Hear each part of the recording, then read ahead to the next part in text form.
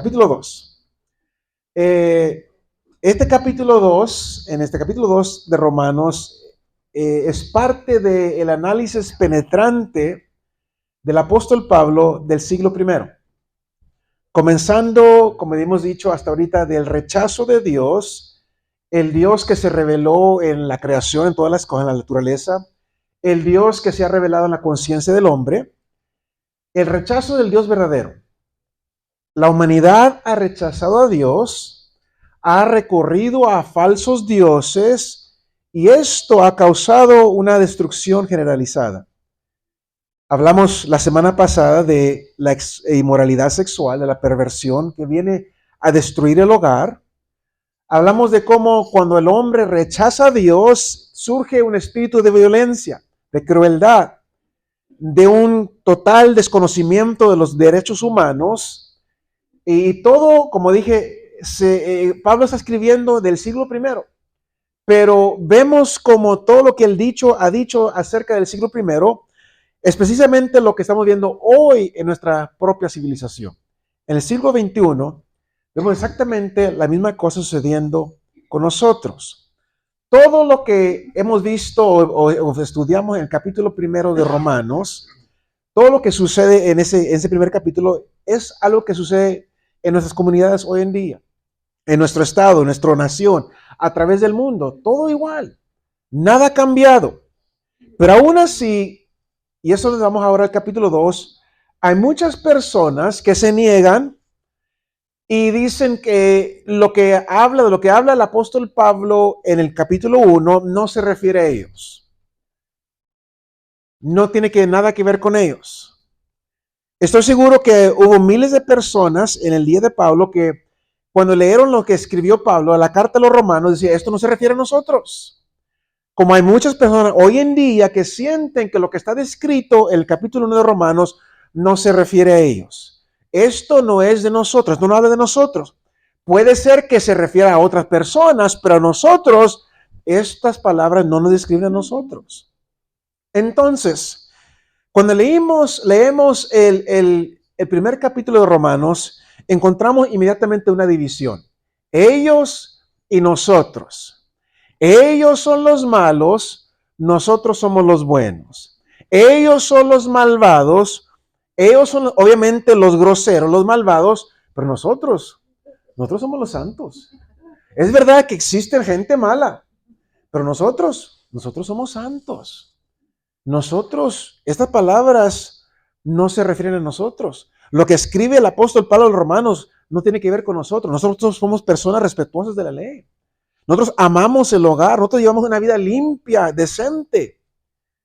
Muchas personas que piensan de esta manera han sido miembros de iglesia por muchos años o toda la vida. Y otras personas que no asisten a la iglesia se enorgullecen de su moralidad, de sus valores éticos, de sus vidas limpias, que son respetuosos de la ley. Dicen que el mundo está en la condición que está por la maldad de los pandilleros, de los radicales, de los revolucionarios, los pervertidos, los malos. La condición del mundo no es nuestra culpa, es de la gente mala. Nosotros somos la sal de la tierra. Y es en estas personas que ahora el apóstol centra su atención en el capítulo 2. Aquellos que dicen, ellos son los malos, nosotros somos buenos. Ellos son los malvados, nosotros somos santos. Somos la sal de la tierra.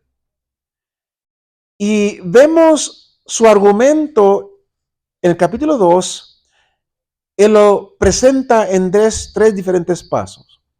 Vaya conmigo a Romanos capítulo 2, versículo 1. Una vez más, hablando de esta división, ellos y nosotros. Escribe el apóstol Pablo, versículo 1, pero por lo cual eres inexcusable, oh hombre, quien quiera que seas tú que juzgas. Está hablando una vez más de lo que está sucediendo en este mundo. ¿Quién es responsable por esto? ¿Quién es responsable de la situación en la que encontramos? Y luego escribe, por lo cual eres inexcusable, oh hombre, quien quiera que seas tú que juzgas. Aquí Pablo va a hablar acerca de las personas que juzgan a otros, aquellos que juzgan a otros. Ahora, si esta mañana hubiese aquí en esta congregación alguien que no pertenece en esta categoría, puede salir. Está excusado. Puede irse a casa. Porque esta mañana la palabra nos va a hablar a cada uno de nosotros que en algún momento u otro hemos juzgado a alguien. Todos hemos juzgado a otra persona. En algún momento hemos juzgado a alguien. Aquí el apóstol hace dos puntos muy importantes, nos presenta dos puntos acerca de estas personas que hemos juzgado a alguien más. En el versículo 1.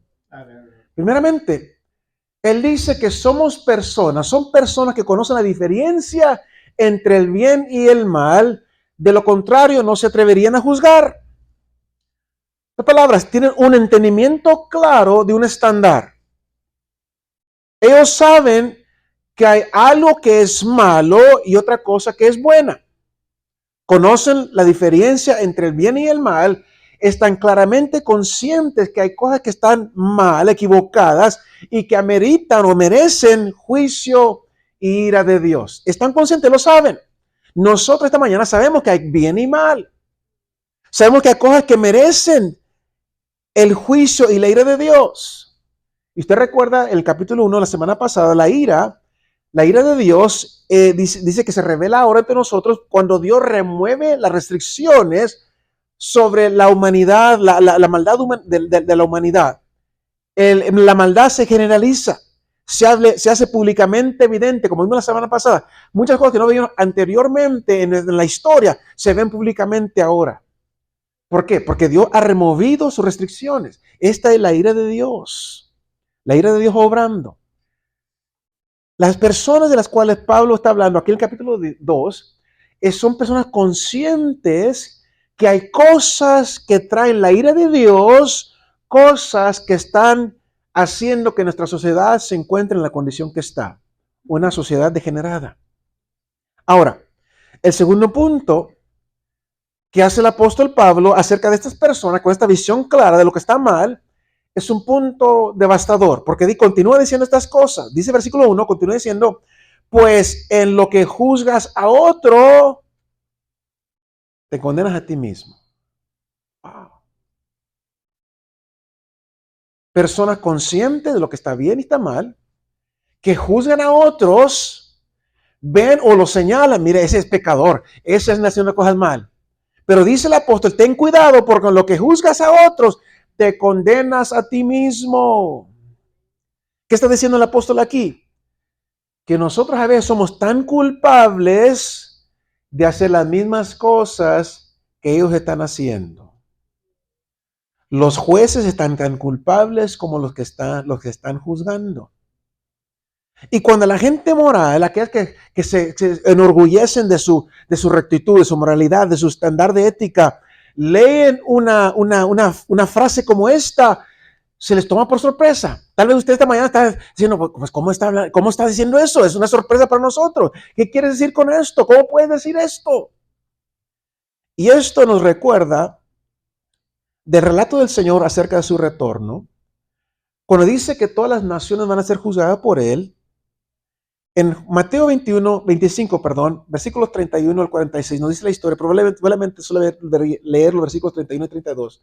Dice, cuando el Hijo del Hombre venga en su gloria y todos los santos ángeles con él, entonces sentará en su trono de gloria y dice, y serán reunidas delante de él todas las naciones. Luego dice así, y apartará los unos de los otros, como aparta el pastor las ovejas de los cabritos. Va a separar el Señor las ovejas de los cabritos.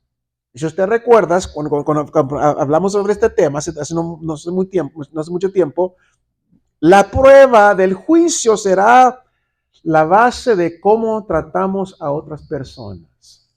How we treated someone else. Esa es la base del juicio. ¿Cómo tratamos a otras personas?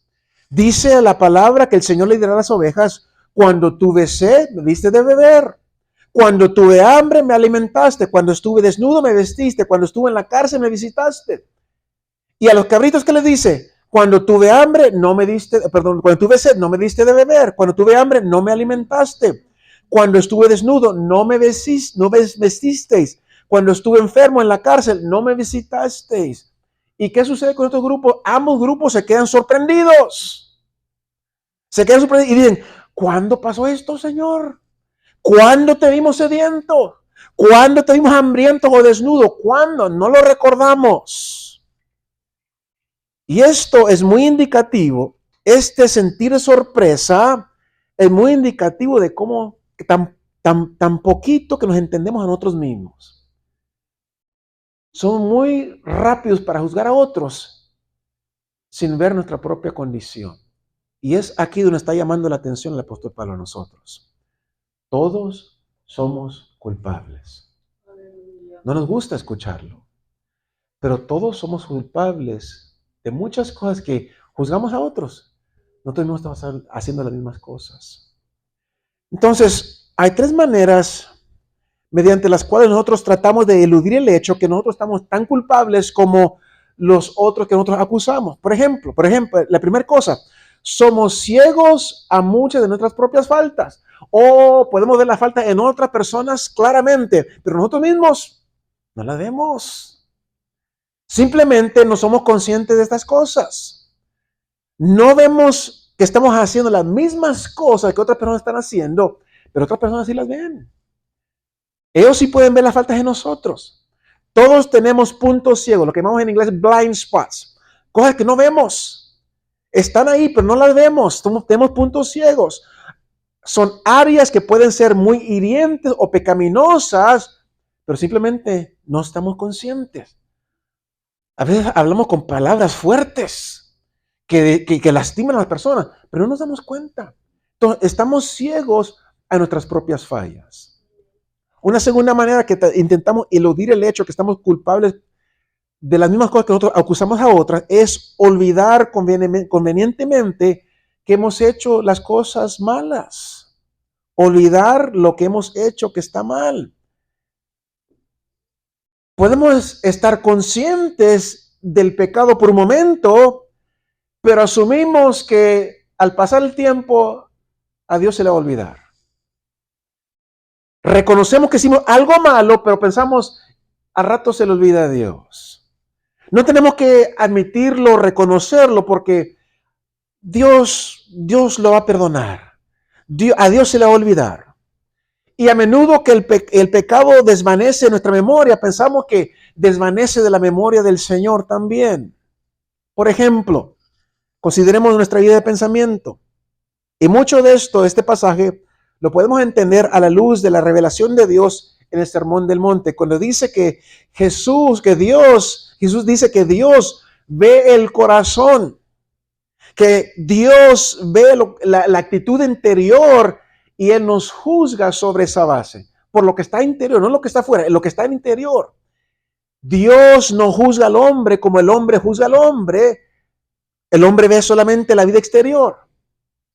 Pero en el Sermón del Monte aprendemos que, usted recuerda, si guardamos un sentimiento de animosidad o odio contra alguien, o estamos resentidos o amargados contra alguien, nuestra vida está llena de malicia hacia una persona, entonces somos tan culpables de como haberlos asesinado. Así lo dice el Sermón del Monte. Si en nuestro corazón mantenemos este sentimiento de odio, de animosidad, es como si fueran matado a aquella persona. ¿Por qué? Porque Dios juzga el interior, no el externo, el interior, el corazón. Si nos encontramos deseando poseer el cuerpo de otra persona y jugamos con esta idea una vez más, una otra vez en nuestra mente y nos entregamos a una fantasía sexual, estamos cometiendo la palabra fornicación o adulterio en nuestra mente, en el interior. Si nos encontramos llenos de orgullo y aparentamos que somos humildes, pero estamos llenos de orgullo, estamos culpables del peor de los pecados. Porque el orgullo del corazón destruye la humanidad. Pero muchas veces pensamos que estas cosas van a pasar desapercibidas. Pero no olvidemos, mis hermanos, que Dios ve lo que está en el corazón. Dios ve el interior. Él ve todas las acciones que nosotros convenientemente hemos olvidado. A Dios no se le olvidan las cosas. Miren, Dios ve cuando nosotros menospreciamos a las personas. Dios ve cuando nosotros hablamos con despecho, con dureza, intentando lastimar a alguien. Él la ve. Él escucha todas las cosas. Él ve cuando somos injustos en nuestros negocios o cuando somos arrogantes hacia alguien porque sentimos que es una persona que está en un nivel social inferior a nosotros. Él ve todas estas cosas. Él ve cuando somos obstinados o no cooperativos en resolver una situación tensa. Dios toma nota de todas las cosas. Entonces, como dice el apóstol Pablo aquí, nosotros que condenamos a otros de hacer estas cosas, no reconocemos que nosotros somos culpables de hacer las mismas cosas. Y es interesante porque cuando alguien más nos maltrata a nosotros, siempre sentimos que lo más serio que necesita corrección inmediata. Pero cuando nosotros maltratamos a alguien más, si decimos, ay, estás haciendo mucho de nada. Es tan insignificante, no estoy diciendo nada. Y la tercera manera que intentamos eludir el hecho que somos culpables de las mismas cosas que acusamos a otros de hacer, es que renombramos las cosas. La otra gente miente. La otra gente engaña. Nosotros simplemente estiramos la verdad. La otra gente traiciona. Nosotros estamos protegiendo nuestros derechos. La otra gente roba. Nosotros tomamos por prestado. Otros tienen prejuicios. Nosotros tenemos convicciones. ¿Entiende? Renombramos las cosas. Decimos, esas personas deben ser apedreadas. El castigo de Dios debe venir sobre ellos. Y Jesús nos dice en Juan capítulo 8, versículo 7. El que de vosotros esté sin pecado, sea el primero en arrojar la piedra contra ella. Wow. Todos, mis hermanos, sí, todos somos culpables de las mismas cosas que acusamos a otros de hacer. Y es a nosotros que está hablando el apóstol Pablo. El apóstol Pablo escribió a los cristianos en Roma. No a los pecadores, no a las personas que no conocen, no, a los cristianos en Roma. Entonces nos está escribiendo a nosotros también. Porque a veces pensamos que son ellos y nosotros. Nosotros somos los santos y ellos son los malos, sin reconocer que nosotros somos tan culpables como ellos. Ahora, Pablo desarrolla un segundo paso en su argumento, en los versículos 2 al 4. Y presenta dos preguntas. Aquí está la primera, versículos 2 y 3. Dice, mas sabemos que el juicio de Dios contra los que practican tales cosas es según su verdad. Es según verdad. Y luego hace la pregunta, ¿y piensas esto, oh hombre, que tú que juzgas a los que tal hacen y haces lo mismo, que tú escaparás el juicio de Dios? Wow. Palabras a nosotros como creyentes. ¿Piensas tú que juzgas a los que hacen estas cosas y tú haces lo mismo? ¿Piensas tú que tú vas a escapar el juicio de Dios? Esta palabra, qué ridículo. Esperar que Dios, que ve a la persona abiertamente, íntimamente, que ve no solamente lo que está afuera, pero también lo que está dentro, va a pronunciar juicio sobre aquella persona y no sobre nosotros. Hay muchas personas hoy en día que preguntan, ¿cómo puede un Dios justo y amoroso permitir la injusticia, la vileza que sucede en este mundo? ¿Cómo puede permitir un Dios que un tirano como Hitler, Stalin, se levante y asesina a millones de personas inocentes? ¿Cómo puede permitir Dios que dictadores impíos lleguen al poder y aplasten a la gente, destruyan y causen dolor por toda la tierra? ¿Cómo permite Dios estas cosas que continúen año tras año? ¿Por qué no juzga a Dios a estas personas? Cuando la pregunta que debemos estar haciendo debería ser, ¿por qué no me juzgó Dios a mí ayer cuando usé palabras que lastimaron a mi prójimo? ¿Por qué no me juzgó Dios? ¿Por qué no me secó la mano Dios cuando tomé la pluma y hice una trampa en mis impuestos? ¿Por qué no me dejó Dios mudo cuando estaba yo chismeando por teléfono? ¿Por qué no me juzgó Dios? Porque la verdad es, mis hermanos, que el Dios de verdad, el Dios justo, ve tanto lo uno como lo otro. Y por eso Pablo hace la pregunta, ¿crees que vas a escapar el juicio de Dios? ¿Crees tú que puedes escapar el juicio de Dios? Pero luego Pablo hace una segunda pregunta en Romanos versículo 4, de Romanos 2. Dice, ¿o menosprecias la riqueza de su benignidad, paciencia y longanimidad, ignorando que su benignidad te guía al arrepentimiento? En otras palabras, ¿por qué actúas de esa manera? Está preguntando el apóstol Pablo. ¿Por qué juzgas a los demás de una manera crítica y constante, pero no te juzgas a ti mismo? ¿Por qué juzgas a los demás y a ti mismo no te juzgas? Seguramente no piensas que te vas a escapar. Si tú sabes que Dios juzga de acuerdo a la verdad, dice la palabra, entonces tú tienes que entender que tú estás incluido también en ese juicio. Pero, dice el apóstol, la bondad de Dios, la tolerancia de Dios, la paciencia de Dios se manifiestan cuando Él te da una oportunidad para que cambies, cuando Él te da una oportunidad para que arrepientas de tu pecado, cuando Él te da una oportunidad para que seas perdonado. Ahí se demuestra la bondad de Dios, la tolerancia de Dios, la paciencia de Dios. Y mis hermanos, nosotros tenemos que vivir nuestra vida con esto en mente, con ese sentido. Dios es fiel.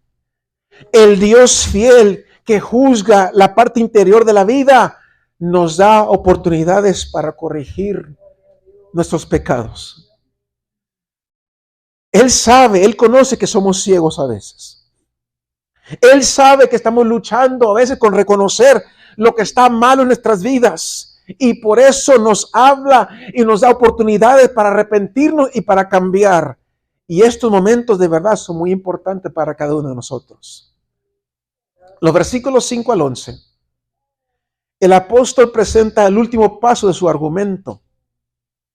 Y él describe lo que está hacia adelante, más adelante, para aquellos que se niegan a afrontar la situación real de sus vidas. Aquellos que están en negación. Versículos 5 al 11, léalos conmigo. Dice así, pero por tu dureza y por tu corazón no arrepentido, atesoras para ti mismo ira para el día de la ira y de la revelación del justo juicio de Dios, el cual pagará a cada uno conforme a sus obras. Vida eterna a los que, perseverando en bien hacer, buscan gloria e honra e inmortalidad, pero ira y enojo a los que son contenciosos y no obedecen la verdad, sino obedecen la injusticia, tribulación y angustia sobre todo ser humano que hace lo malo, el judío primeramente y también el griego, pero gloria y honra y paz a todo aquel que hace lo bueno, al judío primeramente y también al griego, porque no hay acepción de personas para con Dios. No hay acepción de personas para con Dios. Miren, a veces en mi propio corazón, yo espero que Dios demuestre un poquito de favoritismo. A veces, como cristiano, espero que Él pase por alto áreas de mi vida que yo sé que no le agradan. Usted sabe que en su vida hay cosas que no le agradan a Dios. Caracteres, actitudes. Y a veces queremos que el Señor lo pase por alto. A mí también me sucede. Soy humano. Espero que Dios como que cierre su ojo y no vea, que demuestre un poco de favoritismo. Pero la palabra, la escritura nos dice que Dios constantemente nos llama la atención sobre estos momentos que nosotros sabemos que estamos conscientes que estamos haciendo las cosas incorrectas o equivocadas. Y Pablo dice aquí, cuando nosotros rehusamos juzgar estas áreas de nuestra vida, estamos atesorando para nosotros mismos ira. Cuando nosotros negamos tratar con esta situación en nuestra vida, sabemos que estamos mal, pero queremos que Dios nos excuse. Dice el apóstol, si no juzgamos esta área de nuestra vida, estamos atesorando tesoros, acumulando tesoros, pero es un tesoro de ira. En la misma palabra que Jesús usó cuando Él dijo en Mateo 6, versículo 20, haceos tesoros en el cielo. Estamos constantemente haciendo depósitos en una cuenta, la cual un día muy pronto vamos a cobrar. Dios es un Dios justo. Dios es Dios justo. Dios evalúa, Dios juzga a los hombres y evalúa la ira contra los que hacen el mal. No importa cómo sea nuestra vida externa, Dios ve el corazón interno y Dios juzga sobre esa base lo que hay en nuestro corazón.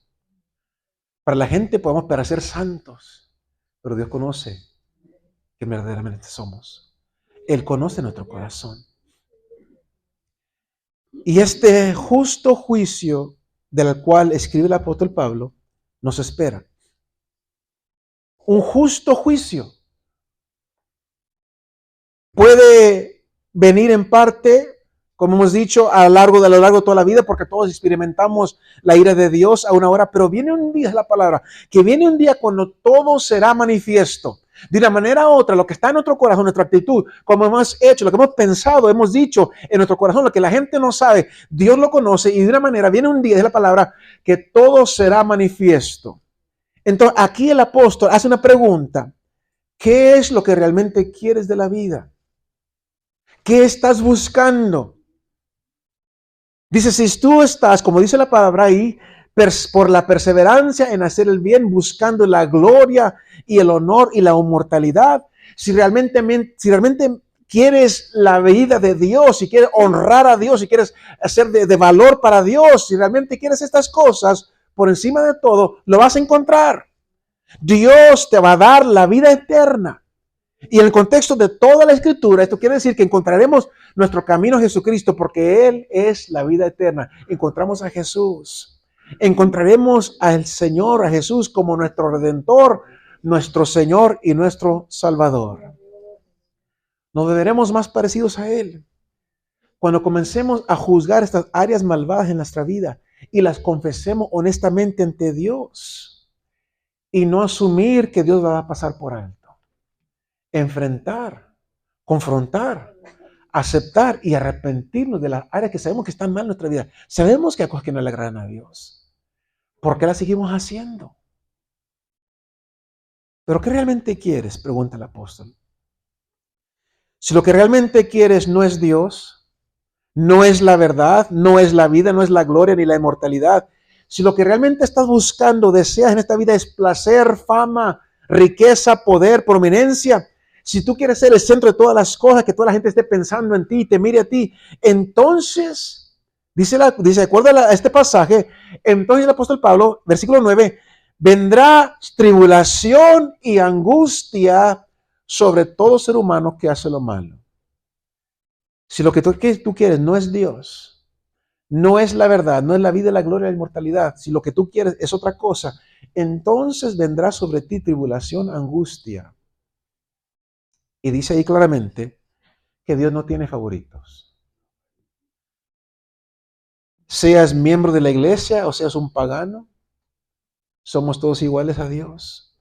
Una persona civilizada, una persona salvaje, blanco, moreno, rojo, negro, amarillo, no hace diferencia ante Dios. Ahora, yo sé que este pasaje suena duro, suena poco amoroso. Y si es lo que hemos entendido esta mañana, que es un pasaje duro y poco amoroso, no hemos leído el pasaje en su contexto. Porque lo que estamos hablando aquí no es inconsistente con la imagen de un Dios amoroso, un Dios que ama a la humanidad, que quiere restaurarla. Al escuchar esta palabra se siente como que un Dios que nos odia, un Dios que no nos quiere dar. No, al contrario. Estas palabras vienen a nosotros de un Dios amoroso, un Dios que ama a la humanidad, un Dios que nos ama a nosotros, que quiere restaurar la humanidad. Entonces, la imagen es la imagen de un Dios amoroso que nos ama tanto, que nos habla con la verdad. Nos habla con la verdad. Y ese es el amor verdadero. Cuando nos hablan con la verdad. Porque Él quiere restaurarnos. Porque nos ama, nos habla con la verdad. No quiere que seamos engañados. Dios no quiere que estemos atrapados y caigamos en el autoengaño. Él nos habla con la verdad. acerca de las cosas que no le agradan. Entonces, realmente no hay salida de esto, excepto una. Y es lo que Dios quiere que nosotros entendamos. Que todos somos culpables. Todos somos culpables de lo que nosotros señalamos a otra persona. Todos nosotros somos culpables. Pero gracias a Dios que existe una salida. Y en su amor, Dios quiere esta mañana que nosotros veamos que hay solamente una manera para tratar con el pecado. Y esa manera es admitir que ahí está, reconocerlo. Reconocer que no somos perfectos. No son ellos y nosotros, no, todos somos culpables ante Dios. Reconocer que hemos pecado, pero también reconocer que Dios ya trató con el pecado en Jesucristo. En la muerte, resurrección de Jesucristo. Y es en esa base, sobre la base de que lo que Jesucristo hizo en la cruz del Calvario, que Dios hoy nos ofrece perdón total y gratuito. Pero no hay ninguna otra manera. There's no other way, ninguna otra manera.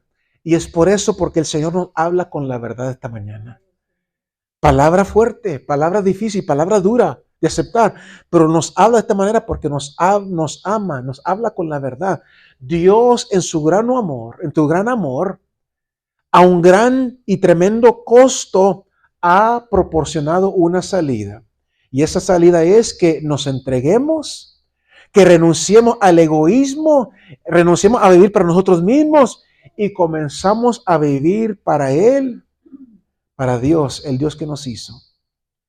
Y por el poder del Señor, que nos perdona, que nos restaura, que nos hace suyos, podemos estar seguros que vamos al cielo, a la gloria, en vez de ir al infierno. Él nos ama, mis hermanos. Este es el Evangelio. Este es el Evangelio. Todos hemos pecado, todos estamos separados de la gloria de Dios, pero gracias a Dios, el amor de Dios, que nos habla con la verdad y en su amor nos ha dado una salida.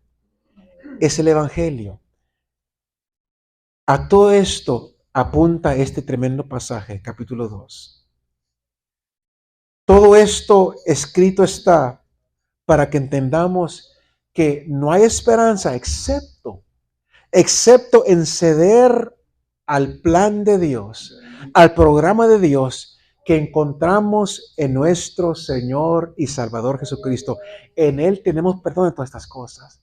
Es verdad que somos culpables ante Dios, pero gracias a Dios que en Cristo tenemos perdón de nuestros pecados. Entonces, tal vez esta mañana, al escuchar esta palabra, esta enseñanza, estamos entendiendo algo nuevo, o Dios está hablando en nuestra vida, estamos viendo que hay cosas en nuestra vida que necesitan ser cambiadas, que necesitamos hacer áreas donde necesitamos hacer cambios. Tenemos que dejar de justificarnos y excusarnos a nosotros mismos para poder recibir el perdón que Dios nos ofrece. Y todos lo necesitamos. Todos tenemos áreas en nuestra vida que tenemos que pedirle al Señor que nos perdone porque le hemos fallado al Señor. No somos perfectos. Esta mañana, Dios quiere que dejemos de justificarnos a nosotros mismos, que dejemos de excusarnos a nosotros mismos y entendamos que necesitamos perdón. Perdón. Tal vez esta mañana, mediante esta lección, está reconociendo que cuando nosotros nos entregamos o permitimos en nuestra vida entregarnos a juzgar a otras personas, a criticar a otras personas, a condenar a otras personas, nosotros mismos estamos bloqueando el fluir de la vida de Dios en nuestras vidas. Nosotros mismos estamos deteniendo el gozo, la paz que Dios quiere que nosotros disfrutemos cuando nosotros estamos viviendo una vida de juicio, de condena, siempre criticando a los demás, siempre condenando a los demás, siempre juzgando a los demás. Estamos deteniendo la bendición de Dios para nosotros. Pero sobre todo esto, esta palabra, esta mañana, esta enseñanza, es para que reconozcamos y tomemos en serio la manera de escape de Dios. Una vez más, solamente hay una manera de escapar y es admitir nuestro pecado y recibir el perdón de Dios sobre la base de la obra de Jesucristo en su muerte en la cruz y su vida de resurrección disponible a cada uno de nosotros. Todos somos culpables, mis hermanos. Todos necesitamos pedirle el perdón al Señor, y el Señor está dispuesto a perdonarnos. Dejemos de criticar a los demás. Recordemos que el Señor nos ama, y por eso a veces, como esta mañana, nos jala las orejas un poquito. Y duele, pero lo hace porque nos ama, porque no quiere que nos perdamos. Entonces, ¿por qué no pedirle al Señor esta mañana que nos perdone? Que nos lave con su sangre, la sangre de Jesucristo. Hay una manera de escapar el juicio. Dice Pablo, escribe Pablo, que juicio hay para aquellos que no se arrepienten. Para aquellos que continúan viviendo de esta manera, viene el juicio. Ténganlo por seguro. Pero hay un escape. Y ese escape es Jesucristo, el perdón que hay en Jesucristo. Entonces yo le invito, ahí donde está, incline su rostro. Vamos a hacer una oración. Señor y Padre Celestial, gracias por la verdad de tu palabra esta mañana.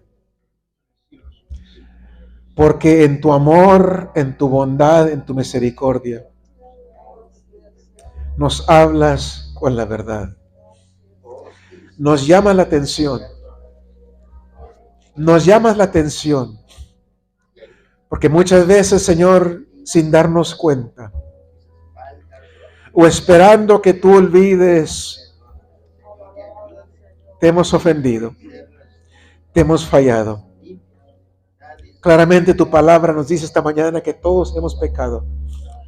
Así como dice el capítulo 3 de Romanos, todos hemos pecado y estamos lejos de la expectativa de Dios, de la gloria de Dios. En esta mañana, Señor, a través de tu palabra reconocemos que tú eres un Dios de verdad, que tú no nos engañas y no quieres que nos autoengañemos.